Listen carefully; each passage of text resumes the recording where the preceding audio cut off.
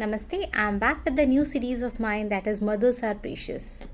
तो इस नए सीरीज़ में हम बात करेंगे मदर्स के बारे में। हमारा पूरा फोकस होगा मदर्स के लिए।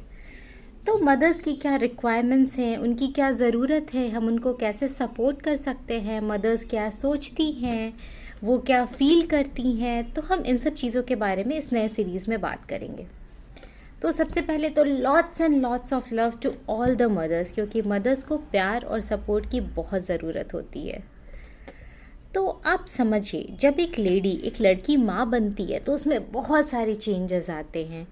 उनकी पूरी लाइफ ही चेंज हो जाती है। उनका सोना उठना, उनका खाना, उनका घूमना, उनका लाइफस्टाइल, उनकी बॉडी चेंज हो जाती है। जहाँ आजकल की लड़कियाँ इतना फिगर कॉन्शियस होती हैं, वहाँ वो वेट पुट ऑन कर लेती हैं।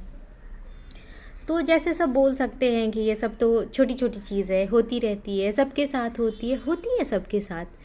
बट उनके लिए ये बहुत बड़ा चेंज होता है और उनके लिए बहुत डिफ़िकल्ट होता है इन सब चेंजेस को एक्सेप्ट करना, इसमें खुद को एडजस्ट करना।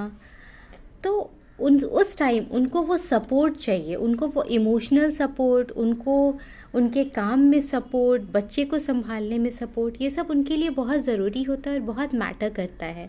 जहाँ इतनी ज़्यादा पैम्परिंग होती है लड़कियों को ड्यूरिंग प्रेगनेंसी, वहाँ पे सडनली उन्हें सब जज करने लगते हैं, उन्हें सब हर बात के लिए टोकने लगते हैं कि अरे तुम प्रॉपर खा नहीं रही हो, बच्चे को फीड कराना है, तुम बच्चा अभी सो रहा है, तुम जल्दी जल्दी अपना काम फिनिश करो और सो जाओ।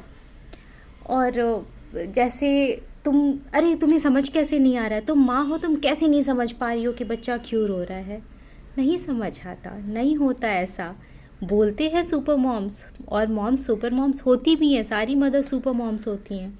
बट सुपर मॉम्स मीन्स कि इतने सारे चेंजेस, इतने सारे सेक्रीफाइसेस सब करने के बाद भी हम अनकंडीशनली अपने बच्चों और अपनी फैमिली को प्यार करते हैं।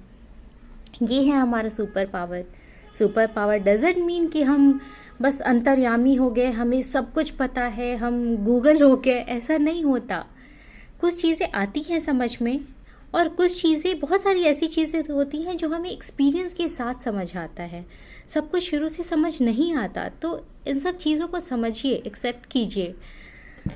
तो ये तो हो गई लाइफस्टाइल की बात, और इसके साथ साथ वो इमोशनली भी बहुत ज़्यादा अनस्टेबल हो जाती है, बहुत वीक हो जाती है, क्योंकि प्रॉपर नींद नहीं होती। उनका अपने अपने इंटरटेनमेंट के लिए, अपने रिफ़्रेशमेंट के लिए उन्हें कुछ करने का टाइम नहीं मिलता। तो कहीं ना कहीं वो चिड़चिड़ाहट अंदर होती है, तो इसलिए वो थोड़ी इरिटेटेड भी रहती हैं। तो आप समझिए, अगर रात को वो जग रही हैं तो थोड़ा सपोर्ट कर दीजिए कि ठीक है, थोड़ी देर तुम सो जाओ, मैं देख लेती हूँ या मैं देख लेता हूँ। अगर हस्बैंड है साथ में तो प्लीज़ सपोर्ट कीजिए अपनी वाइफ को। और पैटर्निटी लीव भी मिलती है, शायद वो इसी सपोर्ट के लिए मिलती है।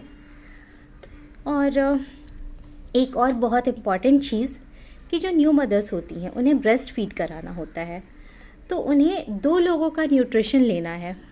इसलिए उनका जो फूड है वो काफ़ी न्यूट्रिशियस होना चाहिए, और उन्हें भूख भी जल्दी लगती है, तो थोड़ी थोड़ी देर पे कुछ ना कुछ खाते रहना चाहिए। तो पहले जॉइंट फैमिलीज़ होती थी, तो घर में जो बड़े होते थे वो इन बातों को समझते थे और इसका ध्यान रखते थे। बट आजकल ज़्यादा न्यूक्लियर फैमिलीज़ होती हैं, तो मदर्स को इन चीज़ों का ध्यान खुद ही रखना होगा।